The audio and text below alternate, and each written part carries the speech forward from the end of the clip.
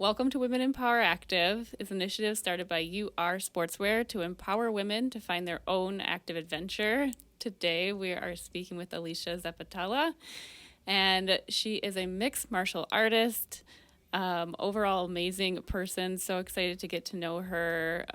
She is the fighting for the Invicta. And recently, she is the former Invicta champion of atom weight.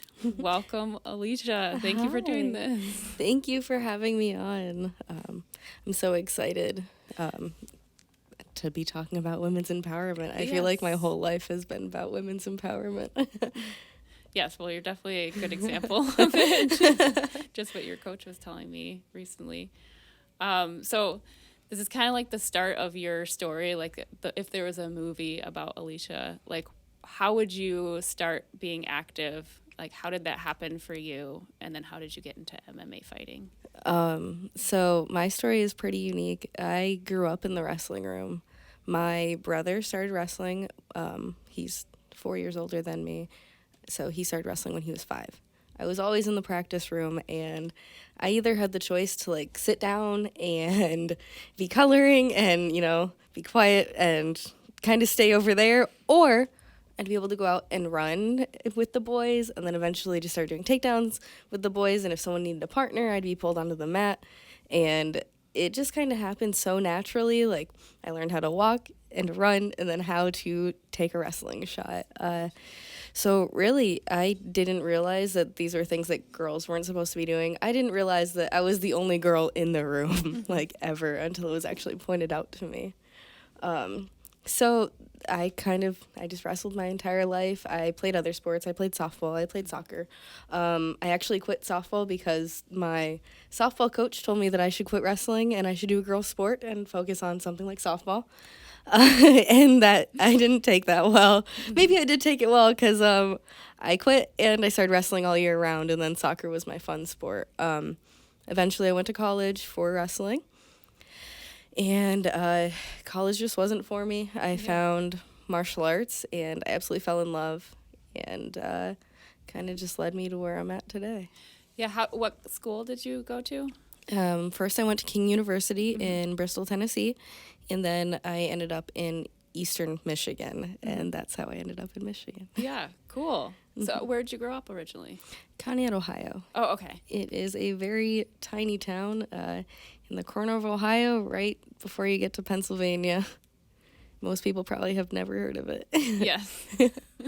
I grew up in Marine City, which you probably might not know either. So same thing, very small town.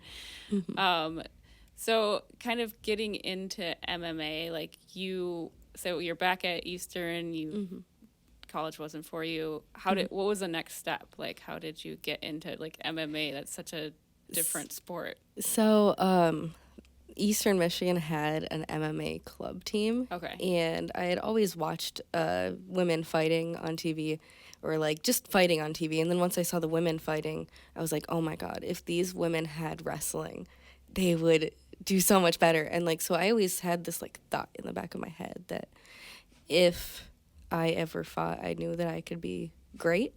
And the second that I stepped on the mat, like, I fell in love, and I just saw my life going a different direction. Oh, I'm getting chills. So, like, did you find success right away? Because you're in the atom weight, which I feel like is very, like, 105. That's really small. How did that happen? And like, I guess I have so many questions. All right. I guess, where do I begin? So, how did you start that question? Yeah, no, that's fine. Let me circle back to that. Really excited. Yeah. No, it's just to me, it's so wild that, you saw these women that were competing and you're like, well, if they had wrestling, they would be amazing. And I know that I can do this. Did you have success right away? Actually, yes and no. Okay. So my first fight, I fought a girl who was 5-1. Like, that, you never see that. You don't go into the cage and fight someone has already 6 fights. And I beat her pretty badly. It At the time, I was a little bit bigger, so I hadn't gotten down to 105 yet. When I was in high school, I had competed at 106, and to maintain that, I had developed some eating disorders. Once I came out of that, I gained weight. I didn't really know how to eat correctly, so it was a struggle getting back down to 105. But so I was fighting girls who were bigger, and so the first fight that I had, I beat her. The next fight, I lost. Next fight, I lost. My third fight ever, actually, I got knocked out in 9 seconds. Most people don't know that. And then so I was at the point where either I was gonna quit and or just put everything into it, and something in me just told me I couldn't give it up like that. So I started, researching about nutrition and learning how to like lose weight correctly. And then once that got on track, once I actually made 105, like the first time I saw the number 109 on the scale and I knew that I was healthy, I cried because it was such a big moment for me. And then once I hit 105 for weigh-ins, I won that fight, and it was very decisive, and it was just so decisive that we're like, all right, I need to go pro now. So my amateur career was actually, I think, 2-2-1. It was not a good record, but after that, I went on a terror. I think I won like 5 fights in a row as a pro before I ever even lost. And my second fight ever was actually a world title fight over in China. That's incredible. Thank you. And when were you signed to Invicta? I was signed to Invicta maybe in like 2018. Mm-hmm.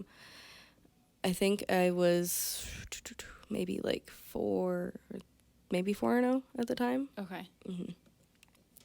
And then I just had to climb. So a lot of people. So if you don't know about fighting, so obviously everybody knows UFC. If you've ever heard of MMA, UFC is where you're supposed to be. They don't have my weight class in the UFC. The lowest weight class is 105. Is 115. And since I'm so small in stature, like if you guys haven't seen me, I am 4'10" and a half. Like I'm not tall or big by any means. So getting signed to Invicta was like huge because like I knew like this is my shot. Like this is my pinnacle. And something I'd been working my entire life for. Like realistically, I had devoted all of my time to martial arts, whether it was wrestling or then MMA. So that just really started the journey. And then the next thing beyond that would be going overseas to like Asia, because Asia, they have a lot of small women. So the 105 division is actually like really big there. And I have actually fought over there before. So that was very fulfilling. That's so cool. What was that experience like, flying over there, and then time difference and? So we actually got them to fly me out there like a week early. Oh, good. And my story in Japan is so unique. Yeah. So when I was going, my best friend, who's also my training partner, she got an offer for the same car the same day. So we flew out to Japan for a week, and we had the best time. But like the climb, like getting acclimated to the time difference was hard. We like prepared a couple of days like beforehand, like staying up all night and then sleeping during the day, because it's like basically exactly the opposite of what it is here. Yeah. That was fine. The food over there is so healthy, and the people are so respectful. It was a phenomenal experience. And then touching on like the martial arts aspect, over here in America, it's very much like you see the crowds, like they're drunk and they're like, oh, fight, like want to see people punching each other in the face. In Japan, the crowd is quiet the entire time. Wow. And nobody is loud unless if something like amazing is going on. And during my fight, like I got a couple of like really good like takedowns and stuff, and like the crowd was like clapping. I'm like, oh my god, yeah, this is like literally what dreams are made of. Yeah. It was probably one of the best experiences. Like over here, I guess we're just looked at as fighters. Over there, we have people waiting outside the hotel with like gifts for us, and like, like wanting us to like sign something. It just kind of feels like, I don't know, like I'm doing something that's like a little bit more important. Yeah, it is important. Yeah. That's so cool. That's such a cool experience. I did want to go back to, just because I think it's important, the weight cutting aspect of training. I know that you said that you weren't doing it healthy in high school for wrestling, and then you kind of found a way to do that more healthily in MMA. What's your secret, or what was the healthy way? Because to me, I have a history of disordered eating myself, and I just think I don't even weigh myself. So the idea of having to weigh yourself all the time and focus on that is really tough. If I didn't have to weigh myself, that would be phenomenal. Like, I would just go up based off of what I look like, and life would be good. It's really about making sure that you're eating the right things at the right time, and knowing, like, what mixes well in your body, and, like, always keeping in mind, like, you see people, like, cutting out all their carbs and stuff, but carbs are our energy. We need that. Like, there is a time and a place for that. Like, we might not be having carbs every night before we go to bed because we don't need energy before we go to bed. We're going to burn all of that, or we're going to store it.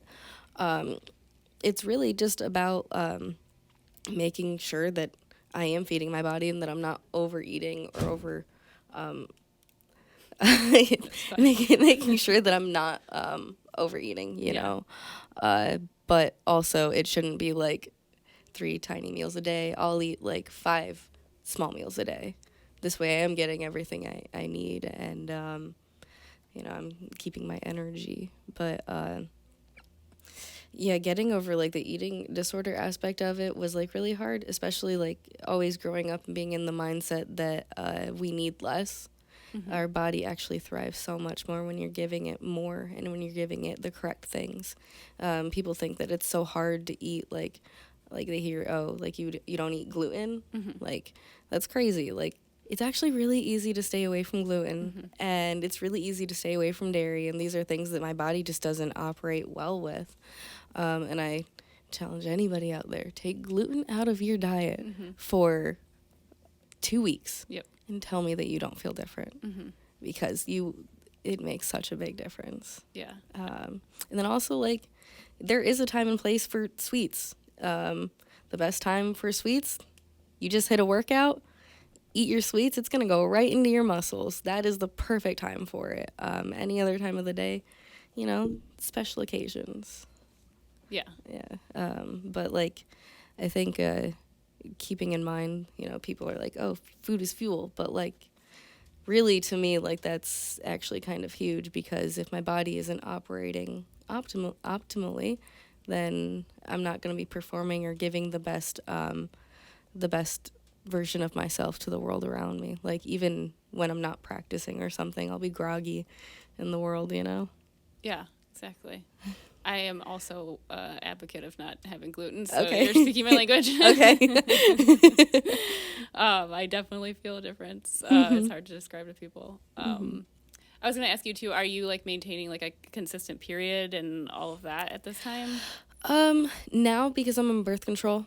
But growing up, I did not have a normal period at all. Like, I would go 3 months without a period, and it is what it is. My body doesn't regulate because I'm so active. That makes sense.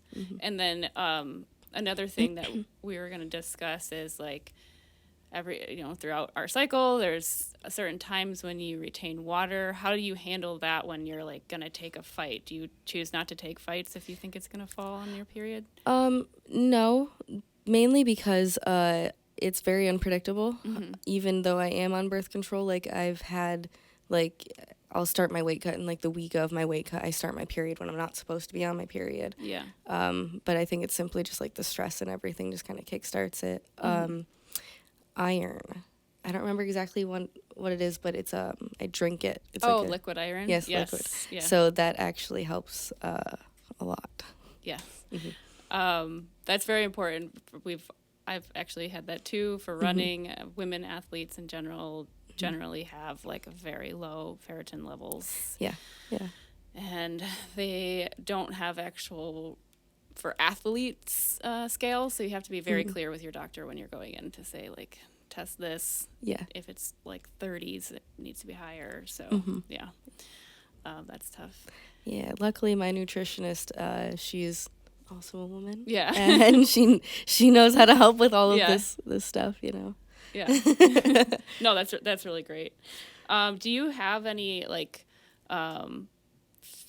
mentally going into your I guess your fights? I'm thinking about my races, and I'm like, I'm already nervous because like I have to run and there's going to be pain and I might get lost. Like those are the things I'm worried about, but you're going into a cage with another person who wants to hurt you and it's going to be physically hard to fight. Like how do you go into fights? Like what is your, like, do you have mantras, or like what gets you through that?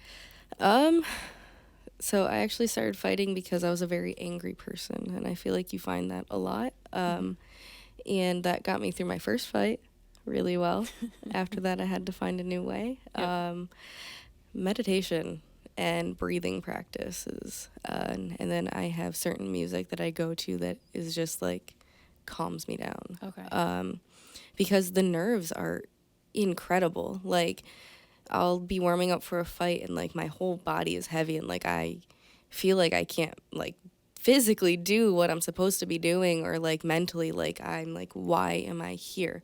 Like it does not make any sense to get in this cage and fight this person who wants to hurt me. But then there's always that like, you know, like I've been training for this. This is the stuff that I love. Martial arts, it's what makes me feel the most alive. Like I watched a speech from Will Smith one time, and he said that on the other side of fear is bliss. And that is so true. So anytime that I find anything instills some sort of fear in me, I make a point to do it. But I have to get a nice calm mindset first. Yeah, no, that makes total sense. Oh, those are good pointers. We were talking earlier, and you had said that you think jiu-jitsu would be really great for women, other than like the self-defense aspect. Is there any other thing that you were thinking about? So jiu-jitsu is the best martial art for women. Like, I grew up wrestling, but I will advocate for jiu-jitsu all day long. Jiu-jitsu instills a sense of confidence in women that is unlike no other. Because me, like, I'm a brown belt and I compete at high-level tournaments, but there is always this, like, you know, like, men are bigger, they're stronger, like, you never know what's going to happen. But the second that I get, like, a day one person coming into the gym and, like, I know that they don't really know what they're doing, so, like, I'll roll with them, and then I get to see, like, oh, like, this is actually, like, I know a lot of useful stuff. I can take care of myself, like, if I ever had to. And then it's also a sense of community, because jiu-jitsu is growing, like, and women's jiu-jitsu is growing a lot. So the more that you find, like, that you go to class, you're going to find these women that are also doing the same thing as you. And even though they might not be walking the same path, like, obviously this person was brought to the gym and they are, you know, overcoming some sort of fear by even stepping in there, and without even having to take it to the next level of competing. Like, you're finding another strong-willed person that, you know, really is going to be a good community for you at some point. Yeah, 100%. Do you teach that jiu-jitsu right now? Because you seem like such an advocate for it. So I actually teach wrestling at a jiu-jitsu gym. Oh, cool. Yeah. I used to teach some jiu-jitsu, but within the past year, I've really been diving deep into gi jiu-jitsu, and I really just want to learn that. Because I used to be only no gi. Yeah. Gi is very traditional, and I've been loving the traditional art aspect of it.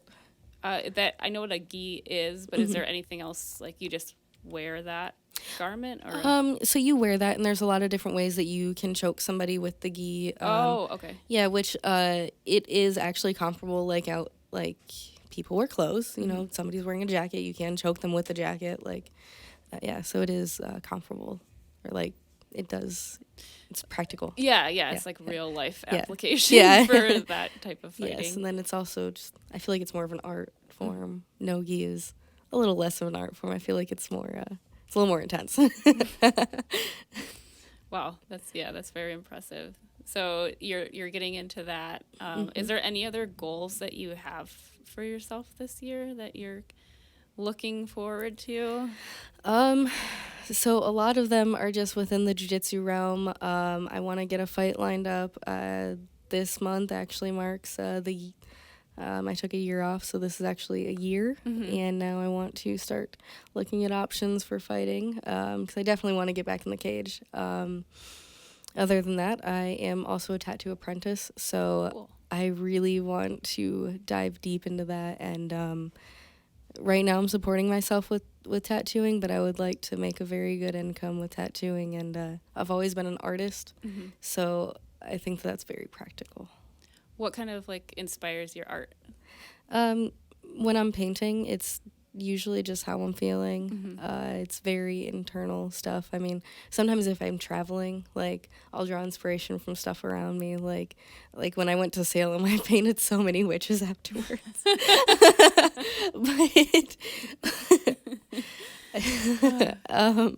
But it's usually just however I'm feeling. Yeah. Yeah. So cool. Thank you.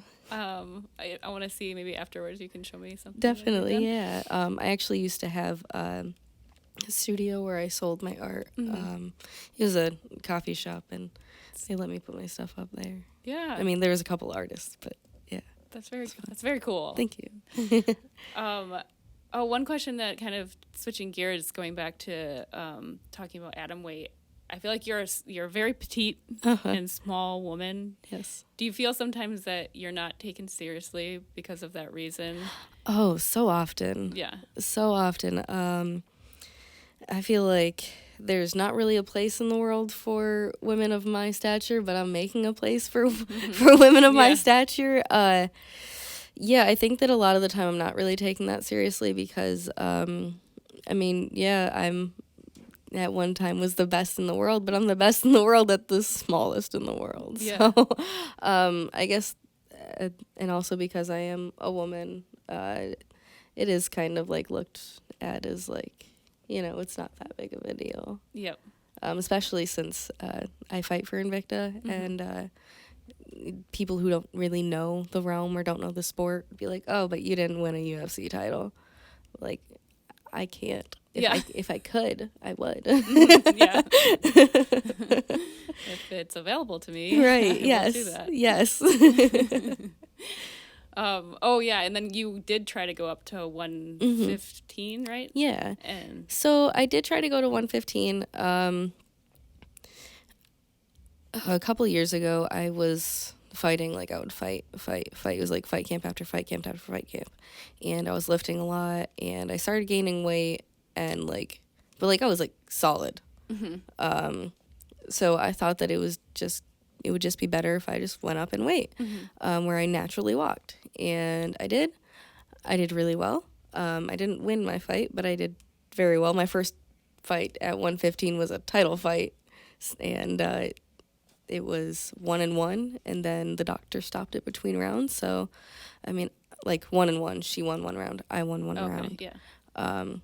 So, I didn't do bad, and it also, it left me feeling, really weird, because the way that I got hurt, her glove skimmed my eyelid. Oh. She didn't hit me. I slipped her punch just enough for her glove to skim my eyelid and then cut it up and over, and then I had a lot of stitches in my eye, and God. I felt like the outcome of the fight, left me feeling, really weird. Yeah. So I took some time off. And now my body lost weight, and I'm walking at 118. So I'm gonna go 105 again. I'm gonna give it one more run. I know I am young, but I've been doing martial arts for 23 years. Yeah. That feels weird to say. Yeah. You're much younger than I am, and I'm still going. But yeah, I think that getting into a ring is much different than just running up a hill. So you have to be ready and, focused, and there's a lot at stake when you're getting in that cage. Yeah, definitely. It's not the same thing. So, yeah. I feel like there's a time, there's a window where you can fight in. And I feel like my window, I see where, I have some goals left. I know exactly what I want to do. I haven't voiced them yet, but, I know what I'm going to do. But then beyond that, jiu-jitsu. Yeah. you can do jiu-jitsu forever. They have worlds for jiu-jitsu, but then they also have master worlds. So then you can, once you're 30, you can do 30, I don't know the age ranges, but there's masters 1, master 2, Like, so it goes by age ranges. So, like, you will be competing against people your age. Right. For, like, ever. Forever. Yeah. That's so nice. And, like, with jiu-jitsu, like, you get to decide, like, if you're going to tap or not. You know, like, you can decide when it stops at any point. Yeah. Yeah. My stomach just growled. Sorry. Yeah, no, I wanted to ask you one more question. Well, two more questions, but I think that you don't have to answer this if you don't want to. But I follow you on Instagram, and I feel like there's two kind of looks of fighters. There's like very femme fighters, and then there's more like I guess quote unquote masculine. Obviously, those can be defined different ways for different people. And so, like, do you feel ever that you have to like fit into a certain box to be a fighter and be public and out like that? No. But I'm also very much just myself. Okay. Always. I feel like I do have very masculine traits just simply by what I do. But I was the girl growing up asking my mom if I could wear a skirt on the soccer field. And I think that is very well, like, if you look at what I wear when I'm fighting, like, I'm fighting in a skirt with a butterfly on it. Like, I'm very feminine, but I don't feel like I have to fit into any boxes. I don't know. I also feel like as a woman, though, I like to embrace my femininity. Good. Yeah. No, I'm glad you don't feel that way. Like, that would be very hard. Very, very hard. Yeah. I know a lot of people will put on a front for what they want the world to see them as, especially with fighting. Like, a lot of people want some sort of persona, but I just want people to see me for me. Yeah, definitely. We always end our podcast with words of empowerment. Okay. So if you're talking to your sister or to a younger you, maybe, what words would you give them to feel empowered to try something new or just to show up every day and be consistent? I would tell them to, no matter what, follow their heart. Don't let anybody tell them no. Nobody can decide their path but them. If they want to do something, pursue it in its fullest. Don't half-ass anything. Give it everything. I love that so much. Thank you. Yeah, that's great. Do you have anything that you would like to plug? So I feel like the only person I'm going to plug right now is Wholesome CBD.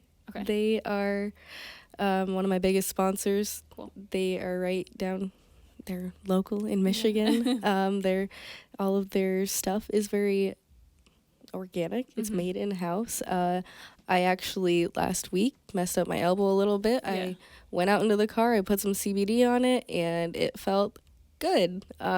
Which, like, I never actually tried a CBD product that actually worked like they said that it would before. So definitely check them out. Awesome. Yeah. Great. And then your Instagram handle, if anybody wants to follow you and, your journey. Okay, so my Instagram and my Twitter is at Alesha Zapp.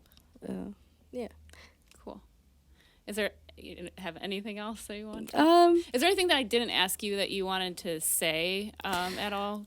I don't think so, because I think that when you ask me stuff, I think I also just kind of like ventured off a little bit. No, you were great. I'm gonna do a quick check on my end to make sure, and I can edit this if James doesn't feel like doing it.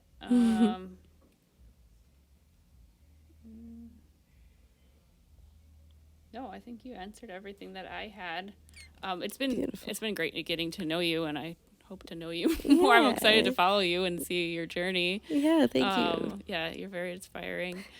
And now I want to try jiu-jitsu, even though I feel like I would be terrible at it. I'm not very flexible, and I have a hard time following directions with my body other than going straight. My lateral movement is questionable. Give it a try. Yeah. You might just impress yourself. Well, you can follow me personally at Jacalyn Gross. That's JACALYNGROSS. I mostly take pictures while getting bit by all the mosquitoes in the Upper Peninsula. You can follow UR Sportswear. That's the letter U, the letter R, Sportswear on all social platforms. And you can check out any of our products at ursportswear.com. If you are listening to this and you want to watch the video version, you can go to UR Sportswear's YouTube channel. That's UR Space Sportswear. And this podcast was edited by James Gray and myself and produced by Jeremy Canaria. Thank you so much for listening.